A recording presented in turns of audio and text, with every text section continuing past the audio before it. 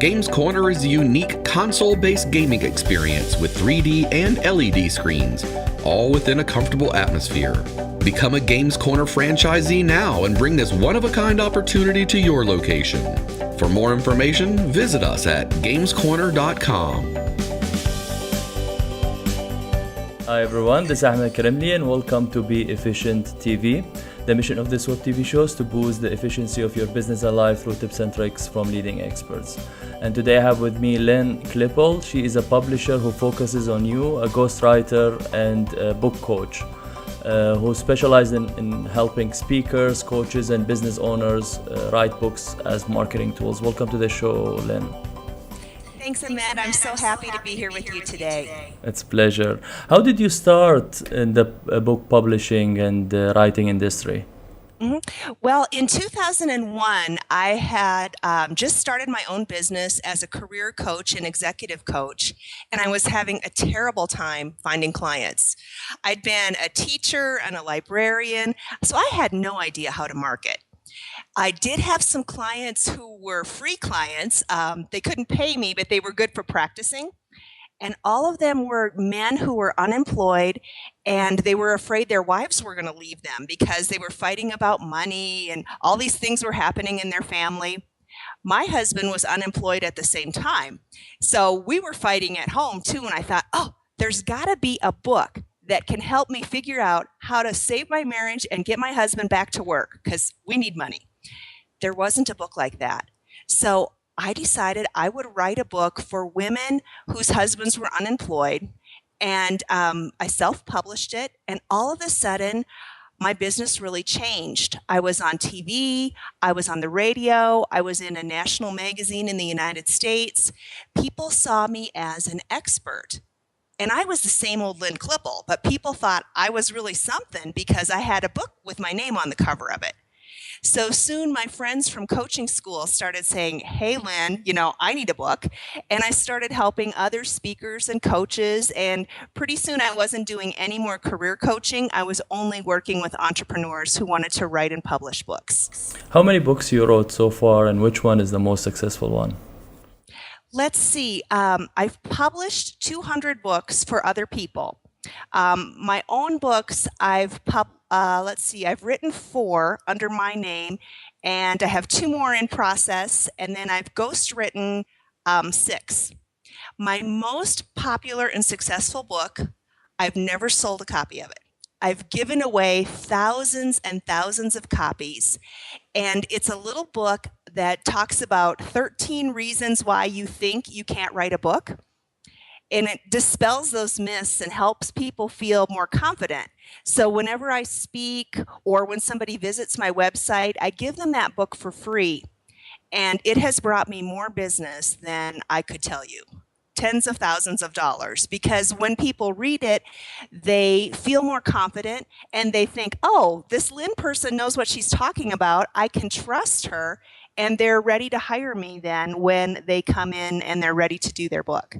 So you're planning more free books in the future based on this strategy? Yeah, I'm actually doing one on LinkedIn for authors that'll be done this fall. LinkedIn is a great tool, but it's not really popular with authors yet. So I'm writing a LinkedIn book and I'm going to give it away on probably free on Kindle or maybe for 99 cents, just as another lead generation tool. You moved to Ecuador. Why Ecuador? I'd been to Ecuador a couple of times before, and I really liked how it was peaceful and quiet.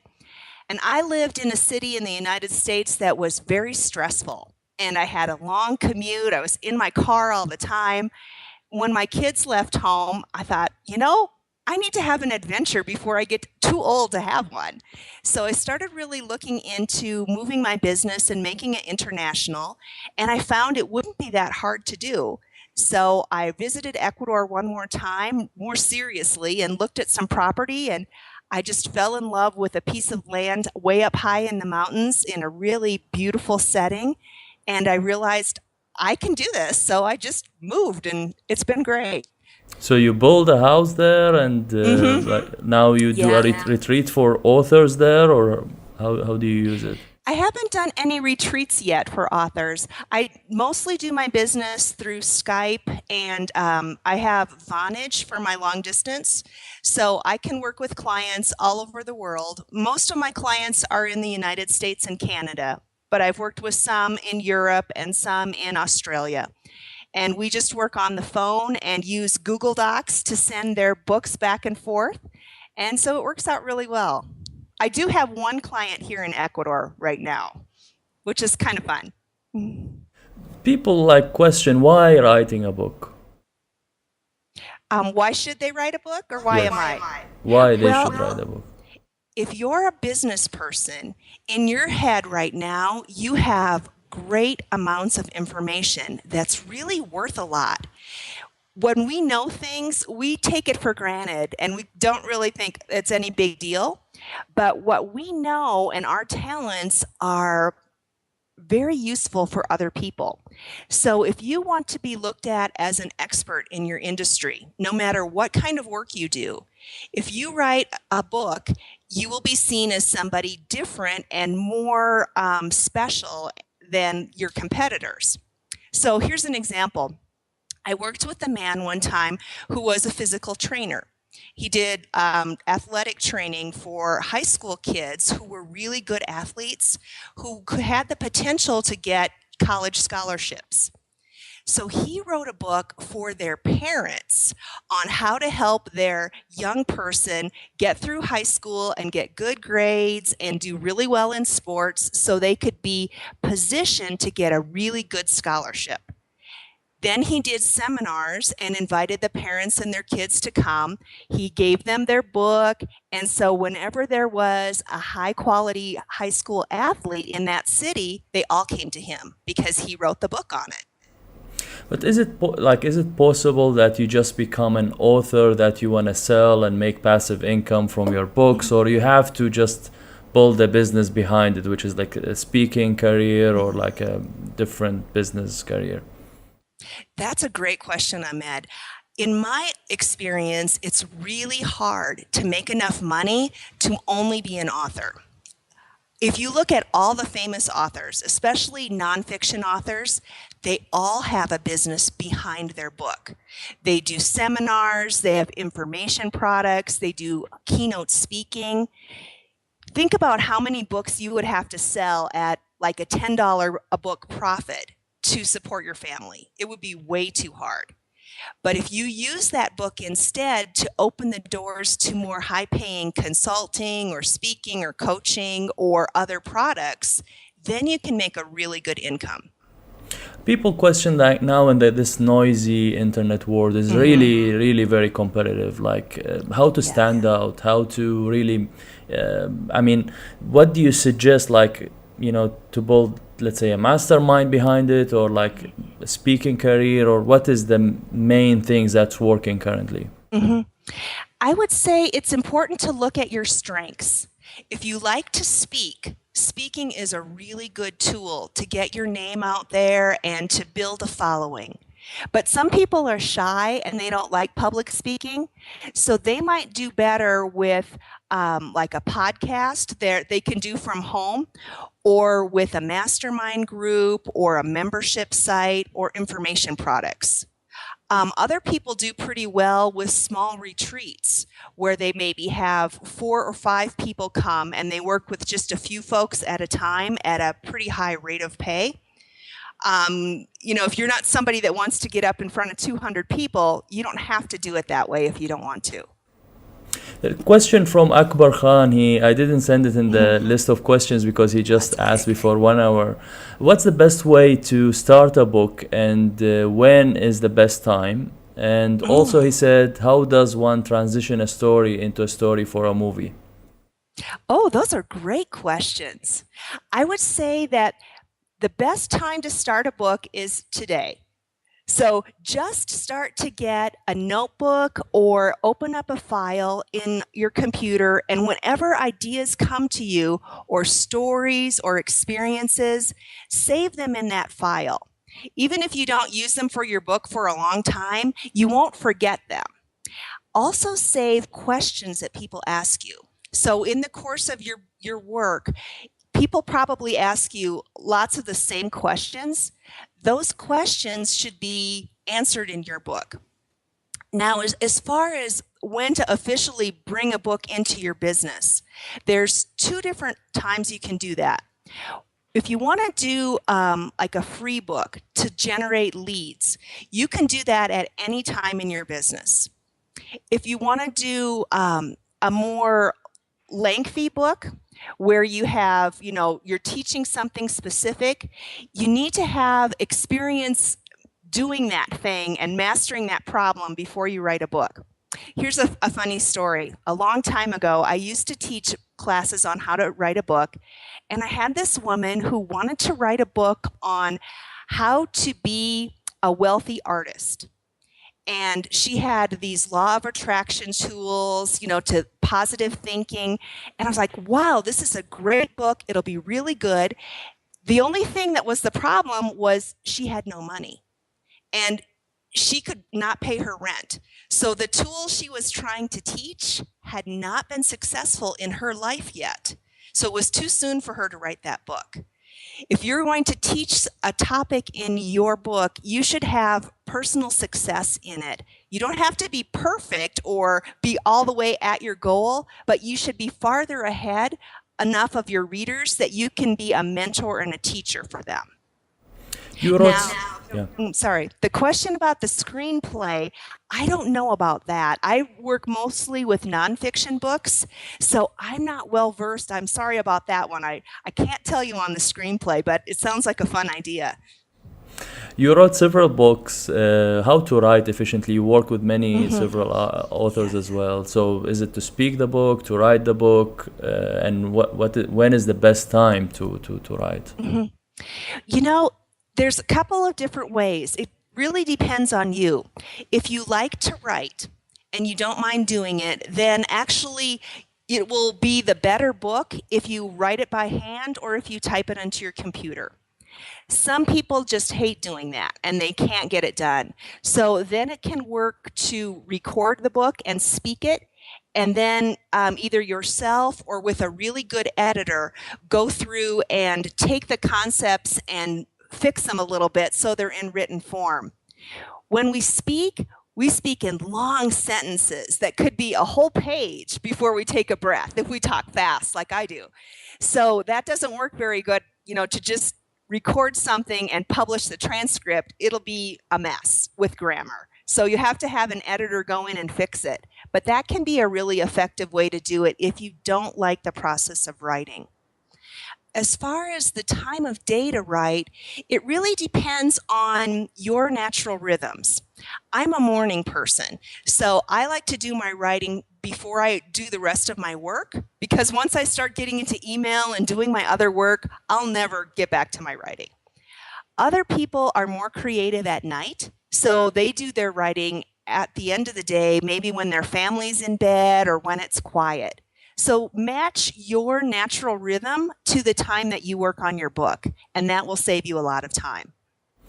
I wrote a book, took me 2 years to work on it. At first I spoke half of it, and then I transcribed it, and then I read the transcription. I didn't like it, and then I edited myself. And then I wrote the second half without, I just wrote it. I didn't speak it. So I discovered that next book I should write it more than just speaking it, because the quality is not really, and even the struggle with the editor later on and lots of things. And you don't really think it properly or organize it. So what do you think? I agree. It really works out the best to write your book. Unless you have an injury on your hands or you can't type, if there's a physical problem, you can speak it. But the time you'll spend editing after you do all the recording, it would probably be more efficient just to write it. Even if you don't think you're a very good writer, editors fix everything, which is really nice. So if you can just write it to the best of your ability, then your draft can be perfected and polished after you do the first gathering of information. Should be developmental editing more than a copy editing, right? At the beginning? Yeah, at the beginning, a developmental editor is really helpful to help you kind of organize your thoughts and put them in the order that they should be in. I like to think of arranging a book like this. It's like you're teaching a little child how to tie their shoes or ride their bike. You want to meet your readers where they are and tell them a little bit at the beginning that they already know, because psychological studies have proven that writing or speaking and you say something that your audience knows already, they think you're really smart. They're like, oh yeah, that Ahmed, he's right. That is exactly right. I know that. He's a good guy. I can trust him. So your initial chapter should introduce the problem of the book that it's going to cover and give some kind of common information that people probably know. And then when you introduce your solution, you give them the easiest steps first, and then you work them up to the more difficult things within the text of the book. That really helps them want to continue reading. And a developmental editor is the person that can help you figure out the strategy of what should go where. If I'm going to teach 5 steps, what's step 1 and what should be step 4? That's where a developmental editor can be very helpful. How much is the cost for developmental editor versus the copy editor?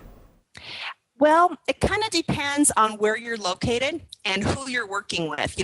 Editing costs are very different in different countries, but a developmental editor usually will cost a little bit more than a copy editor or a proofreader, but you usually don't need as many hours.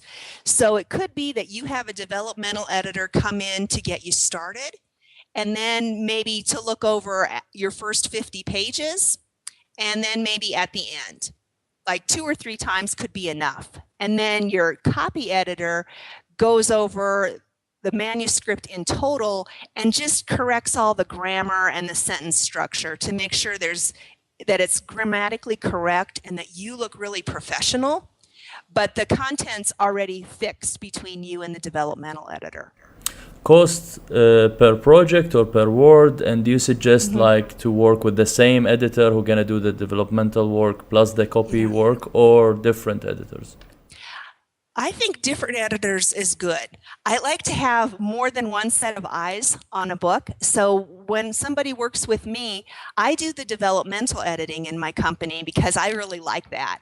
And then I have a couple of different line editors and proofreaders. They're 2 different skill sets. So the developmental editor has to look at the big picture and the overall structure of the book. The copy editor looks at every single word and every comma, and that's really detailed work.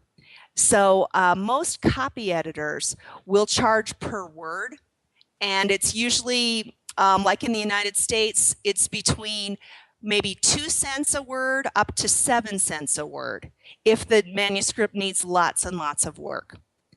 A developmental editor usually charges by the project or by how many hours that they work on the project. So that one's a little bit harder to estimate. It also kind of depends on how much help the author needs. If the author's really struggling and it's going to require a lot of work from the developmental editor, you'll be investing a little bit more. Like how much? So that one you have to get a bid. It could be that maybe a developmental editor might charge a couple $100s an hour, and then they have preparation time ahead of that. So if somebody works with me, we work on the phone together for an hour, and that hour's $300. But before that hour, I spend about 5 hours reviewing their work and getting it ready. So it's usually kind of a package deal. Sometimes I have a package that if people need to work with me in a hurry, like they have to get their book done in 6 months, we'll meet every week or every 2 weeks, and then I charge them a monthly fee for that, so we can really get that book going quickly. How much is the fee? That's $5,000 for a 6-month program. Total 5,000 for the 6 months. Yeah. All right. How to structure a book? The best thing to really think about is those old-fashioned outlines that we had to learn in elementary school. And also think about what I told you before about where your reader is today. So let's say you're going to do a book about time management and efficiency, since that's your, one of your favorite topics. If you would think about maybe the 10 biggest problems that people have with time management, that would be the middle of your book. So the way that you think about a book outline is the first chapter is always a bonding chapter where people meet you, they learn about why you wrote the book, they learn about the problem a little bit. The second chapter should be a problem-focused one. So what bad things will happen if you don't fix your time management problems so that they're ready to learn? Then the middle of your book will be what you want to teach. So say you have seven tips or 10 ideas on great time management. Those are your middle chapters, and you just do one chapter for each idea. Then at the end of the book, you want to add another chapter that talks about red flags or problems that people might have implementing your ideas. And the very last chapter, you want to summarize what you told them and then give them a whole bunch of encouragement so that when they finish that last page, they put the book down and they say, yes, I can do this. I'm going to start with Ahmed's ideas today. So that's the rhythm.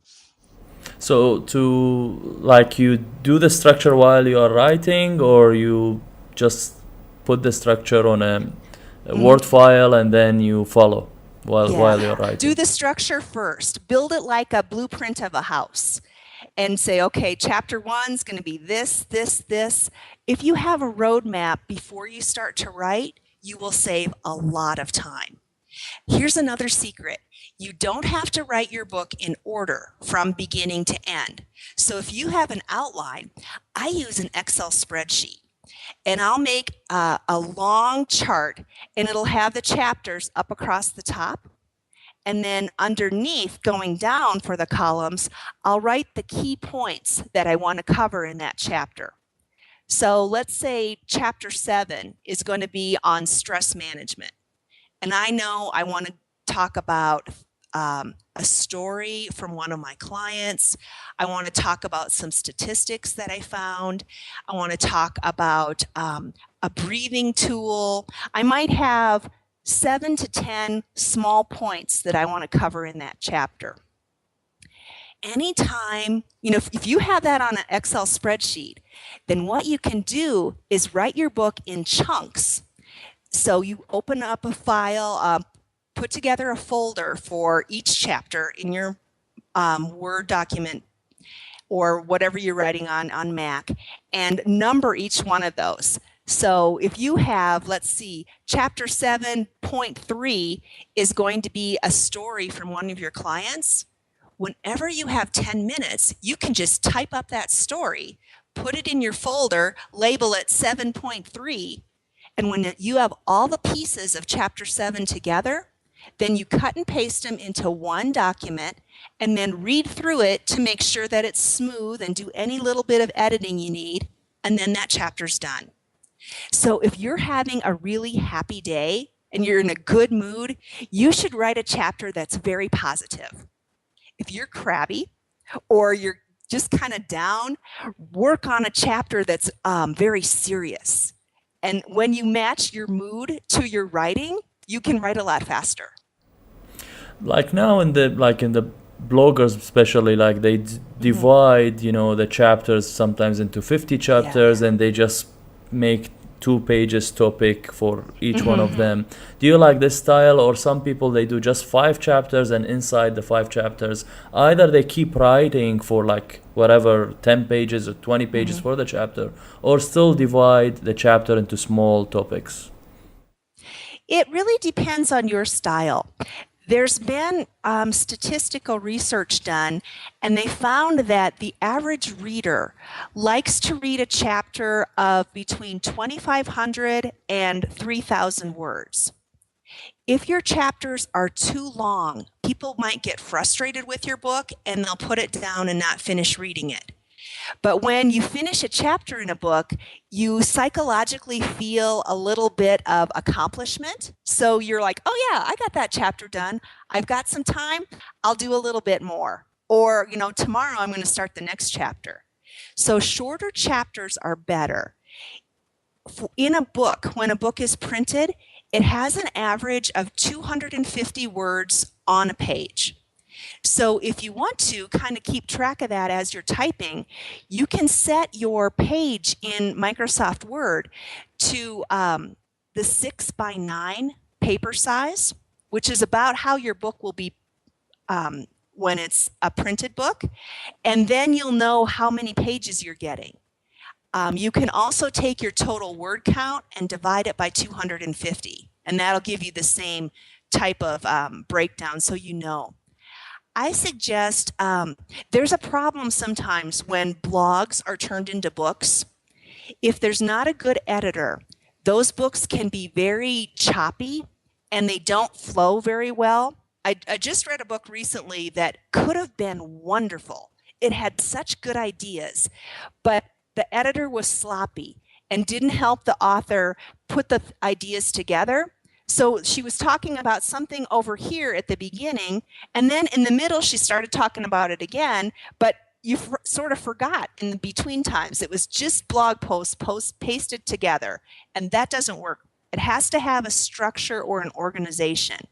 So if you have an outline or a mind map or an Excel spreadsheet with a roadmap, then you can more easily use your blog posts and then write new content around them to make a book that's really good to read. But is that the job of the copy editor or the developmental editor or a ghostwriter to add to the content to make it link with each other? Because the copy editor, sometimes they say that we just edit the grammars and Yeah. The person who writes the book should be the author. The editors are only there to fix your work and to shape it a little bit. So if you don't want to do your own writing, then you need a ghostwriter. So the difference is a ghostwriter will create new content.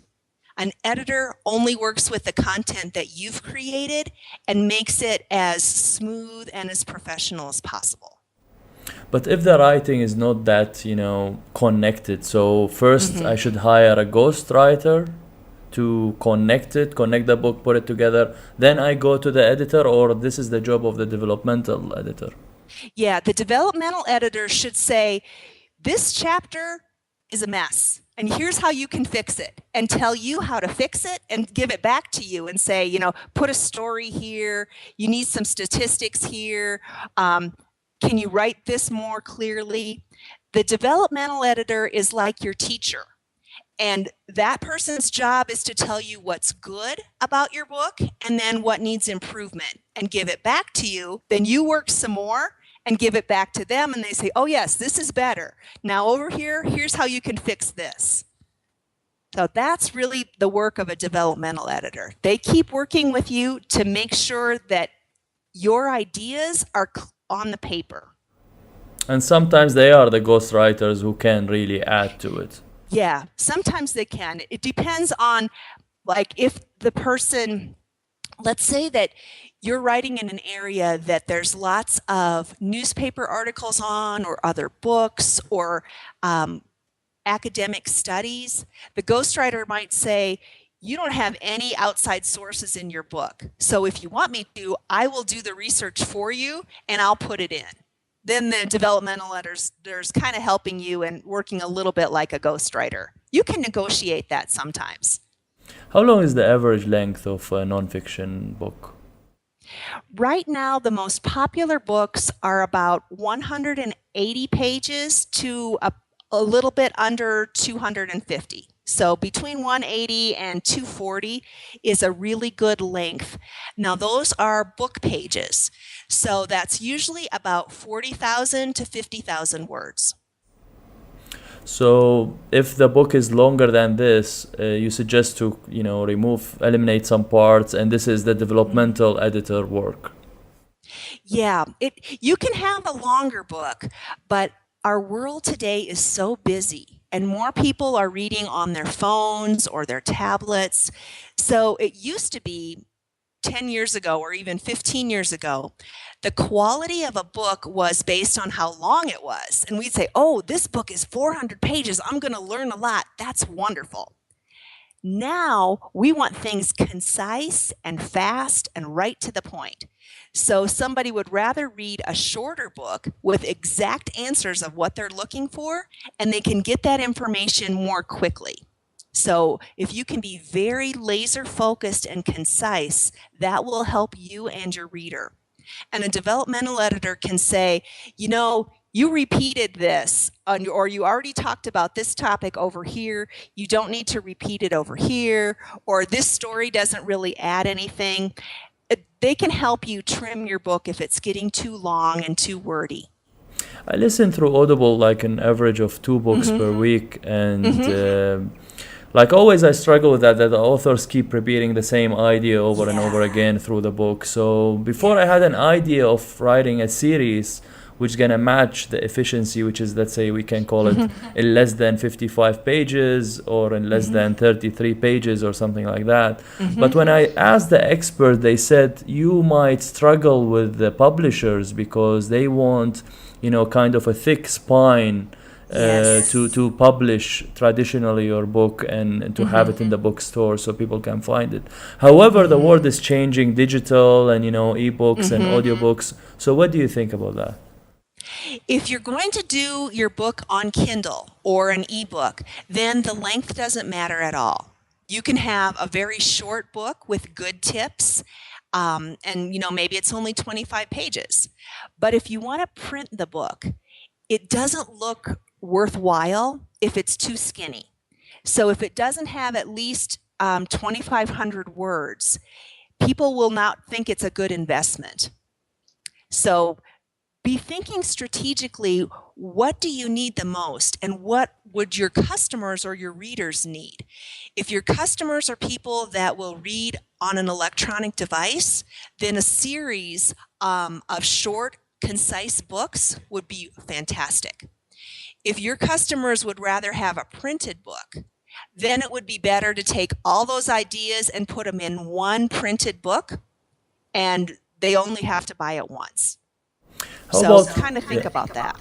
How about writing a like big, traditional 200 to 300 pages book, and then from that book, hiring an editor to make a series out of it, like small parts, 30 pages or something like that? Yeah, you could do that. The only thing that might be tricky with that is the copyright rules of the country where you're publishing. So if you're in the United States and you publish a book that's 250 pages, and then you take maybe 20 pages and you want to sell it as a Kindle book, you would have to have different content. It would have to be slightly changed to be another book in Kindle with the copyright laws. If you publish a book that's altogether in print, the Kindle version needs to match it and be the same. So it would be better to either start with the small books, electronic only, and then maybe later on do the printed book. I think for many people, it's good to start with digital publishing. It gives you a good test market. You don't have to invest as much in the printing. And most bookstores today are a really hard place to do business. It's hard to get your book in a bookstore. It's hard to make any money. I have a client who has a book that he sells in a few bookstores, and he makes 50 cents profit. That's it. When he sells it on Amazon or when he sells it on Kindle, he makes almost $10 per copy. So the math just doesn't work out very well these days for bookstores. Now, it might be different internationally. That's in the United States and Canada, where bookstore sales are really difficult. But when the question that I wanted to ask is can you give the bookstores rights to a traditional publisher and keep the digital rights, or the publishers will not accept? Most of them. Yeah, it depends on how you negotiate your contract. If you want to keep your digital rights, you should self-publish your book all the way through. If a publisher buys your book, they're buying all the rights, the printed, the digital, and the audio. So that's why a lot of people are going towards self-publishing or independent publishing like I do, so they can keep their rights, because they might want to take their book and turn it into an information product, or they might want to give their book away for free. With traditional publishing, you can't always have the freedom to do that. So from a business perspective, independent or self-publishing gets you a lot more opportunity to keep your intellectual property and use it in the way you want to use it. For new authors, you suggest to go with self-publishing first, and then if they became famous, maybe they will go with traditional publisher, or to try to pitch traditional publishers and see what's going to happen from the beginning. It depends on the subject of the book and on who the author is. If the author is already a famous person, then it's good to try to pitch to a traditional publisher. Or if you have a novel, those are hard to do self-publishing wise. It's hard to market a novel. So you should pitch that and just see if you can get a fiction book. If you're an entrepreneur, though, and you have a nonfiction book that's related to your business, then self-publishing or independent publishing is the way to go. So you can keep the most profits, you have control over the intellectual property, and you can use that book however you want to. I have some clients who they teach a lot of retreats or classes. So every time someone enrolls in one of their webinars or teleclasses, they autograph a book and mail it to them. So they receive it from them as their new teacher. And that's a great stick strategy or bonding strategy. You know, somebody's investing $400 in taking a teleclass, and you send them your book. It maybe costs you $10 to send them that and autograph it nicely, but the loyalty that $10 would create and the warm feeling in your new customer is priceless. So when it's your book related to your business, I really think traditional publishing keeps you too limited in what you can do with it. Now there are some new concepts of publishing, like the publisher gives you control, or like they help you, like it's like kind of a semi-traditional mix between the traditional and the self-published concept. What is your concept of publishing? Like, you are a publisher, how do you deal with your customers or authors? Do you introduce them to traditional publishers? Do you publish them yourself? Do you help them with the self-publishing? How do you do it? How it works? I'm exactly in the middle. So when people work with me, I do all the work of publishing. So I have editors and cover designers and all of the staff needed. But I have my authors keep their own copyright, and they keep all the profits.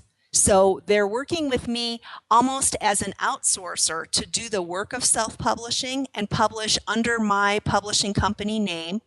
Unless they want to set their own company name up, I can help them do that too. So I'm a bridge between traditional publishing and self-publishing. Self-publishing can be hard to do in a way. If you have to find a good editor, you have to find a good cover designer. Sometimes people don't want to mess around with that. So they just hire me. I make the book for them and then turn it over to them as soon as it's published. So everything flows directly to them. I set up their accounts with Kindle and with the paperback printer. So all the royalties flow right into their business and not into mine. Now, I'm unusual in that. Most of my competitors will keep the book under their own kind of stable, shall we say, and pay a percentage of royalties to the author. But I think you wrote the book. It's your book. I'm your self-publisher, so I have it set that you should keep all the profits. But how That that just seems more works? fair. How that works if it's if the book is under your company name? What's the difference, or their company name? Why, if you give them everything, it's still under your company name? Just for credibility reasons, or like For credibility, yeah. Some people, let's say that your business is called Ahmed Incorporated. If your book is published under Ahmed Incorporated, people know right away that it's self-published, and they might think it's not high quality. So my company name is Thomas Noble Books, or I have another one that's Love Your Life Publishing. I have several brand names. And if somebody would do a Google search, they would see, oh, there's 20 books that were published by Thomas Noble Books, all from different authors. They all have high quality. So Ahmed's book from Thomas Noble Books is also going to be of high quality. That's the only reason.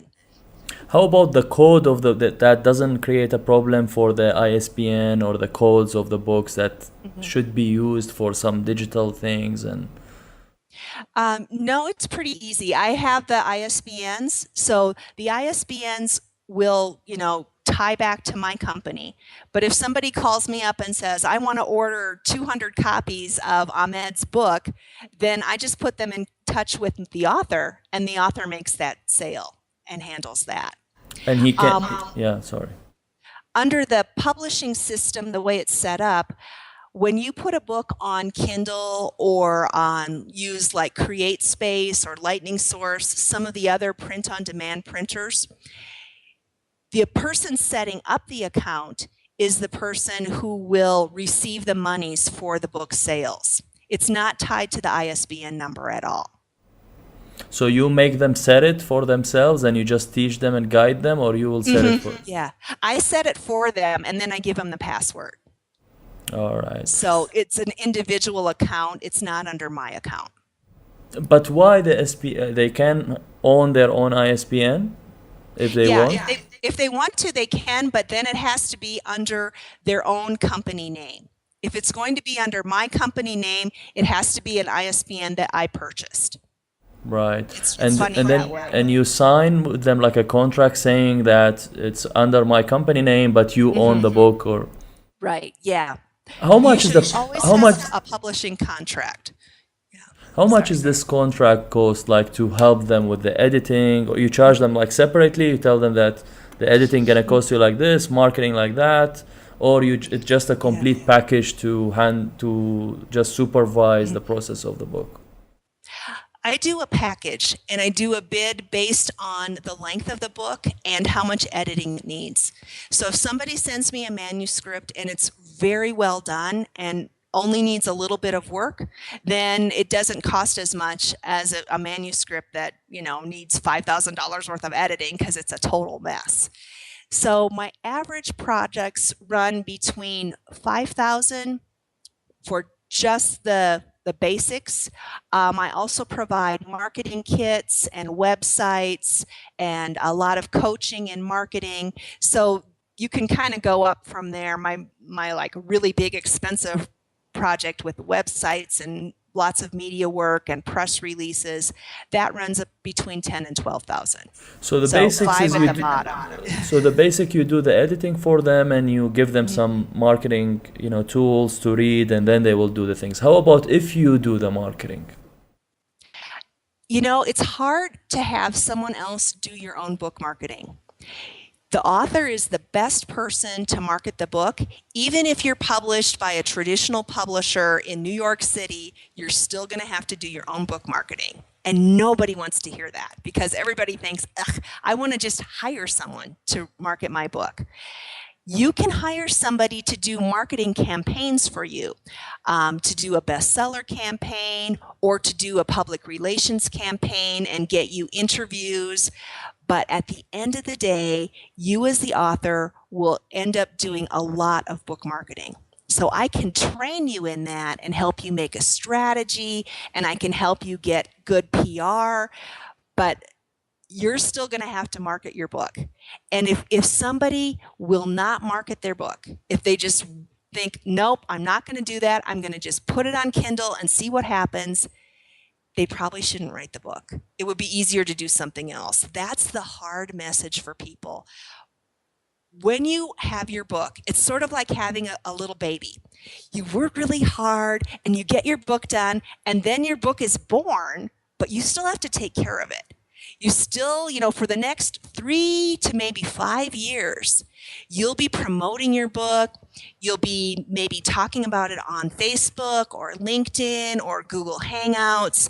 You want to take marketing actions on your book at least every week. They don't have to be big actions. They can be, sending an email or trying to get a speaking thing.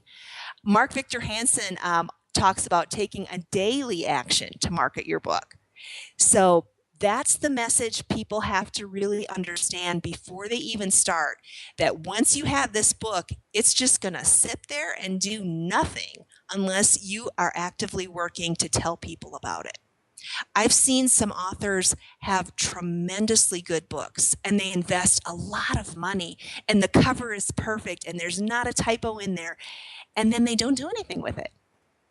They just let it sit there and they sell like 100 copies and they've lost all their money and their heart is broken. Oh, don't do that. That's really sad. That's why most of the famous authors, they build companies that markets the books, like their own team of social media, their own teams of PPC, their own teams of focusing on the strategy for the marketing. It's really, really tough. And do you recommend any companies that can help the authors in that? I don't like to publicly, because every company has their own strengths. There's some different people that I work with depending on what kind of a book it is. So if it's a health and wellness book, then I have somebody that does really well with PR in health and wellness. If it's a business book, there's somebody else that's good on that. I would be cautious. There are some people on the internet who are very misleading about their book marketing services, and they say they're going to do all this stuff for you and it's going to make you a bestseller overnight. Some of those people are very good and they're honest and they'll do what they say. Other people, unfortunately, are not. So all authors need to be very careful and do a lot of research before they sign with a publisher like me or an editor or a book marketing company. Ask for, customers you can talk to. I also think it's a good idea to buy some of the books. So if you're thinking about doing some work with a certain publisher, go online, find one of their books and buy it and read it to make sure that it's well done and has a good quality. If the paper is bad or there's lots of typos or the cover's ugly, don't work with that publisher, because that's how your book's going to look. So you need to be a detective and really research before you spend money with anybody. Do you help with the process of finding an agent and pitching the traditional publisher, or you're just focused on the self-publishing? Yeah, I stay in self-publishing. I have a couple of friends that have access to, evaluate. I have some people I can refer if you really want an agent.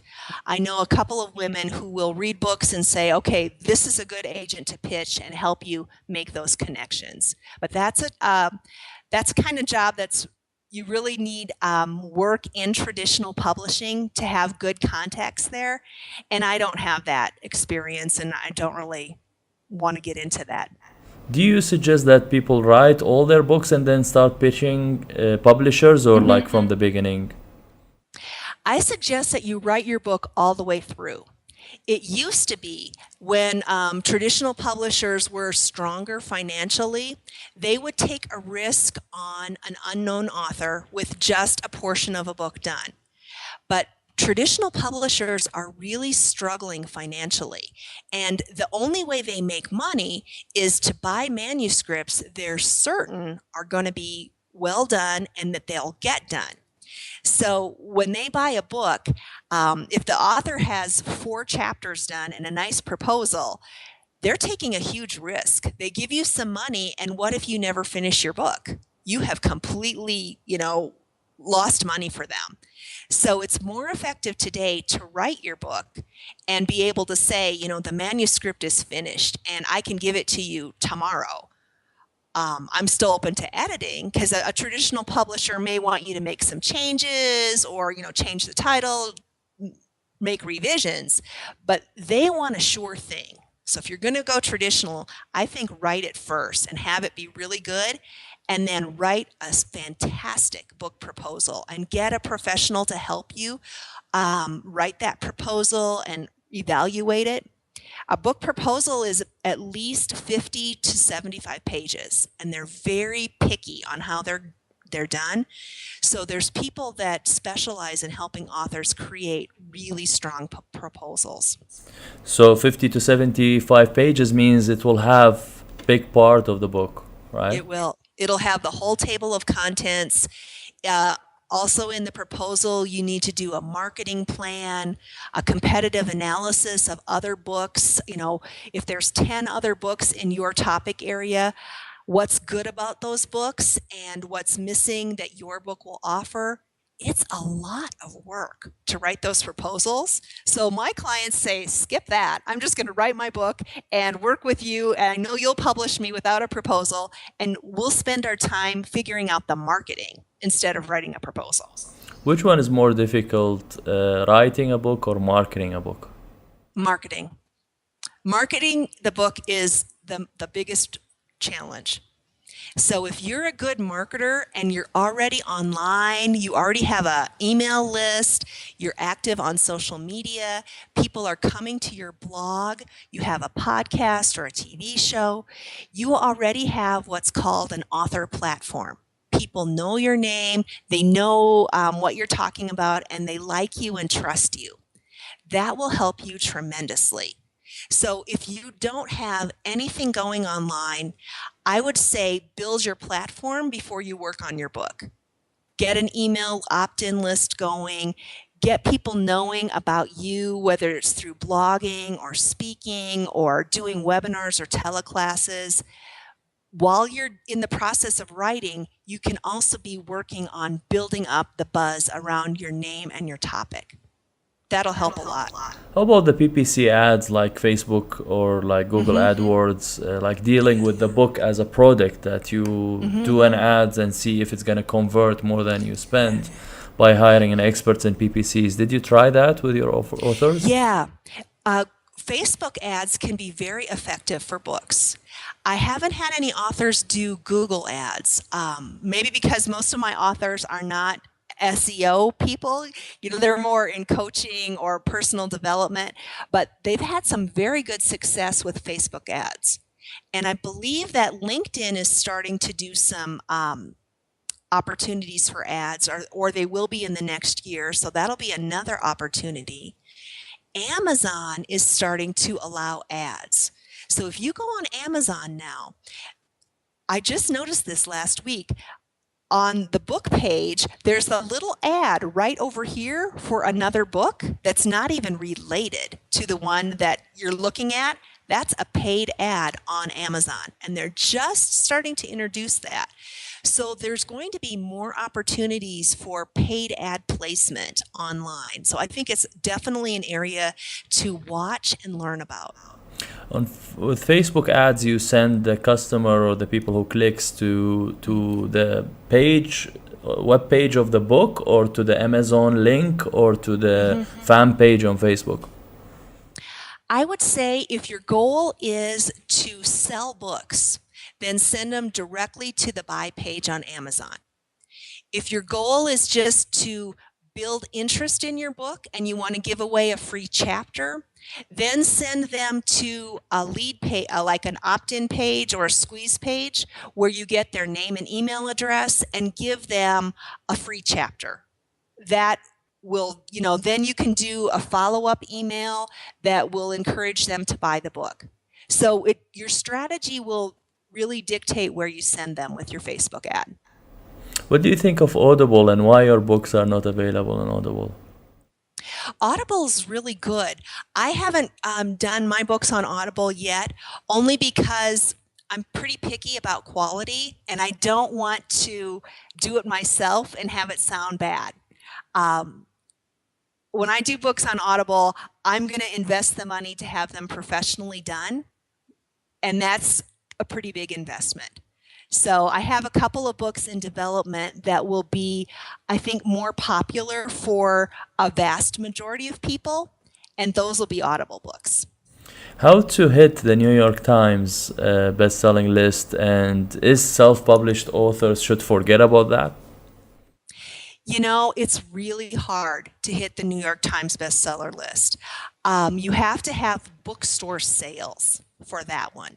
And for a self-published or an independently published author, it can be done. You can buy it. If you have, $50,000, you can hire a company to make you a bestseller on New York Times. Sometimes it's $100,000. It's kind of sneaky, and they buy a lot of their own books, and I don't know how it works, but I know if you have deep pockets, you can make it happen. I think for most self-published authors and traditionally published authors, if your goal is to build your business, forget about the New York Times. Use your book to bring in consulting, coaching, workshop registrations, the other pieces of your business, and you will make a whole lot more money. How many team members currently working with you, and how many of them offline, online, outsourced? Yeah. Hang on one sec. I have to take a little sip of water here. Sure. I have, let's see, all my team are freelancers, and I have different people for different projects. So I have a cover designer in Canada. I have a couple of layout people, 2 in India, 1 in the Philippines, 1 in Spain. I have editors in the United States and Canada. So total team, I have 10 people, but not all 10 of them are working on every project. And then I have a team of 20 ghostwriters that are trained and certified. So if somebody comes to me and they want a book for women, then I have a group of women who are very good ghostwriters, and they can, I've got that covered. And I also have men who are good ghostwriters as well, because it's hard for sometimes for me to write in a male tone. I can do it because I've had to write for a lot of men. But sometimes it's hard for a man to write like a woman. It depends. So I like to have both men and women ghostwriters, and that way you can match to the. So if someone comes to you for a ghostwriter or like an editing job, you just charge him as your company, and you add profit on the people that you deal with, or you link him and take commission, or how it works. Yeah, it depends on what the project is. I do parts of some projects, and some of them, like I do all the developmental editing, and I do the development for all of the ghostwriting books. And some of the ghostwriting books I personally write if I have time to do it. Some of them I don't if I'm too busy, or it's a topic that I know one of my staff can write as well or better than me. So people pay me, and then I pay all of the freelancers. So they don't have to be involved with paying more than one person. What does spirituality and meditation have changed in your life?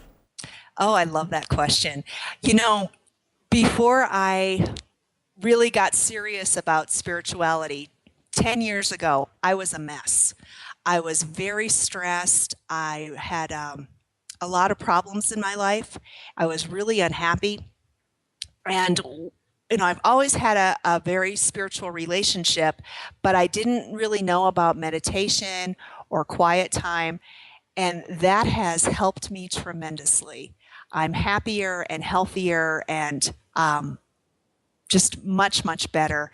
I find that when I need to go really quickly and get a lot of work done, if I can take time to be calm and meditate and center my mind, even for 5 minutes before I start my day, I get so much more done. So I think that the more that we can go inside, the better we show up on the outside. Take us through your daily routine in terms of life and business, and what are your hobbies? hmm Well, of course, I love to read. So, hobbies, I do lots of reading. I love to cook and I love to hike. And I live in the mountains, so I'm outside in the mountains every day. I'm kind of an early morning person, so I start my day. I have a big porch on my house that looks over the mountains. So I start out there on the porch with my journal and I do meditation and spiritual work first. And then I get to about my office is in my home. So I start my work day about 8 o'clock and I'll work till lunchtime and then take a break and go hike in the mountains a little bit or get outside. And then I come back and work till the evening time, make dinner. Sometimes I work in the evenings, sometimes I don't. It kind of depends on how busy I am. Because Ecuador is, people speak Spanish here, and that's a language I'm learning. I try to do some Spanish study every day because I'm not very good at Spanish yet, and I really need work on it. So I have to study my Spanish. ¿Cómo estás? Yes. Yeah. Your top three mentors. Let's see. I would say there are three women that you've probably never heard of. First of all, my grandmother, who was the most loving person you ever met. And she believed in you. It didn't matter, like when people were teenagers, my cousins would be outside smoking or doing something that she didn't like, and she'd be in her house and she'd say, "Oh no, they don't smoke." She always believed the best of everyone. So she taught me a lot about believing in myself and believing in people. And there was a woman that I worked with. Her name was Frances Thomas. She's now died, but she grew up with a lot of trouble. Her family was very poor. She was African American in the South, where there was lots of prejudice against her. She was legally blind as a young girl, so she had all these struggles. And she went on to graduate from high school. She graduated from college. She got a master's degree. She became a social worker. She never let any obstacles stop her all through her life. And she taught me a lot about perseverance and really never giving up. And then my third mentor is a woman named Ruth Lee, who taught me all about spirituality and meditation. And I work with her every week as a coach and a spiritual mentor. Most important factors for success in 3 words. Let's see. Belief in yourself, organization, and perseverance.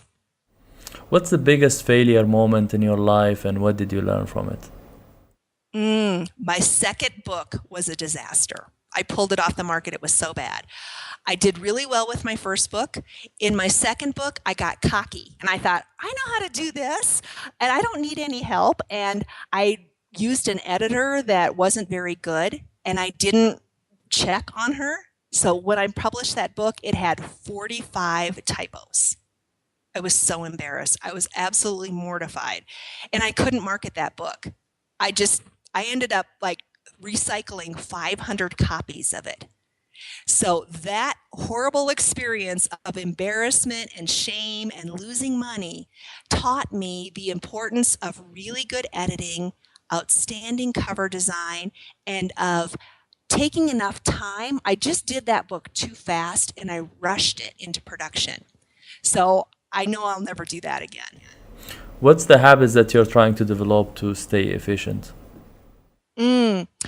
I would say I am trying to not waste time during my workday and not get distracted on social media, because I can get on Facebook and be on there for an hour, and that's not good for me. So I don't even go on Facebook until it's evening time. I'm trying to block my time and batch it so that I have dedicated time for different projects. So on Mondays, I only work on like planning and organizing my business in the morning. I do all my bookkeeping then, and Monday afternoons I write. I see clients or do coaching calls or teach classes on Tuesdays and Wednesdays. On Thursdays and Fridays, I do ghostwriting and meetings and research and then writing. So that blocking of days has helped me really stay more organized. When you're depressed, how do you change your mood? What do you do? Oh, when I'm depressed, I go outside and I go for a really brisk walk, or I read a really good book, or this will sound stupid, but I clean something. I like clean my house or mop the floor, because then it shows a sense of accomplishment. It's like, I didn't get anything else done today, but my kitchen looks terrific. So something that's not behind the computer is good. What's the best advice that you have ever received? I think the best advice I've ever received was from Frances Thomas, the woman that I told you about that had all those challenges. In her life, she separated her feelings from her thinking. And when she was very upset or angry, she would always say, okay, I need to think about this and I'll feel about it later. So she'd say, okay, let's think this through. And she'd make a strategy or a plan, and she would figure out what to do to solve the problem instead of wasting a lot of time being angry or frustrated or sad or feeling like a victim. And she really taught me that even if something terrible is happening in your life, your brain can still help you solve the problem and feel like you're moving forward, even if you're just taking one little step. So that was really valuable advice for me. What would you advise your younger self if you have the chance?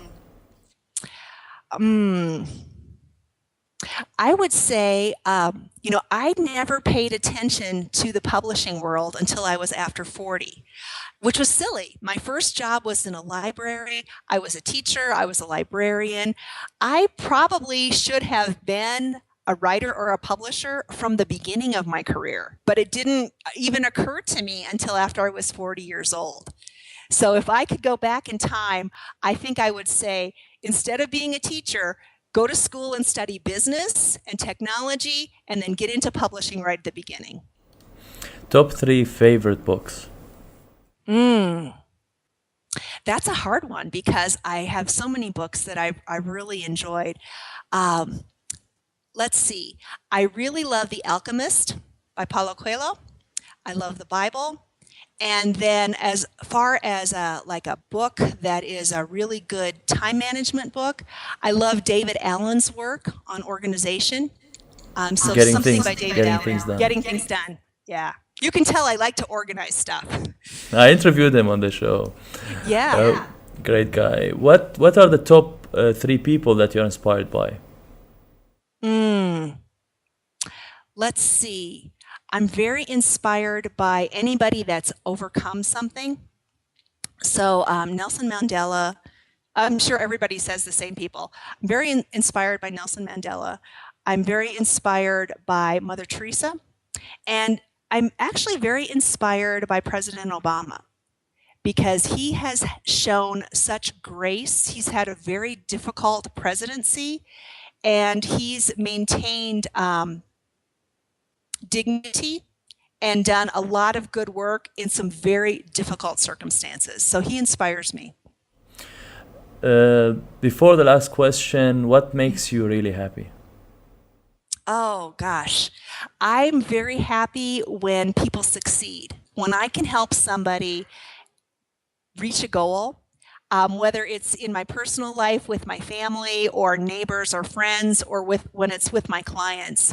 When they get their first book, I have them take a picture, or have somebody take a picture of them holding their book. They all cry, even the men. That when you get your first box of books and you open it up, it's an amazing moment.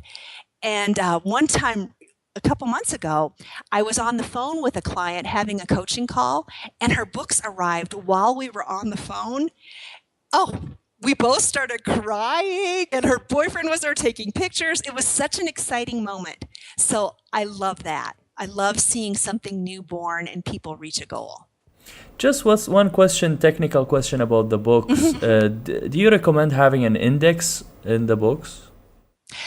No, I don't, only because an index is such a pain in the neck to create. It's really expensive and it slows down the process. Now, if your book is going to be used in like a university or in a library setting for research purposes, you have to have an index.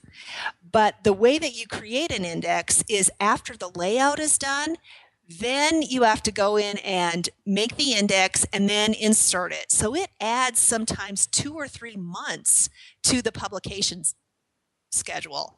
So for most of us business type people who are doing books for that, we don't have to have an index, so we can skip it. Last question, how people can contact you? My website is businessbuildingbooks.com. And there's a bunch of free stuff on there. I just put together a new worksheet that's called a business plan for your book. And it does a SWOT analysis, strengths, weakness, opportunities, and threats for your reader. So you can kind of be thinking about that as you're putting your book topics together. And that's at mybookbusinessplan.com. And it's free there if that would be of service to any of the listeners. Thank you so much, Lynne, for this great interview and information. Really appreciate it. You are very welcome. It was a delight to talk to you, Ahmed. Pleasure. Thanks, everyone. Be efficient and stay efficient, and see you soon with another leading expert.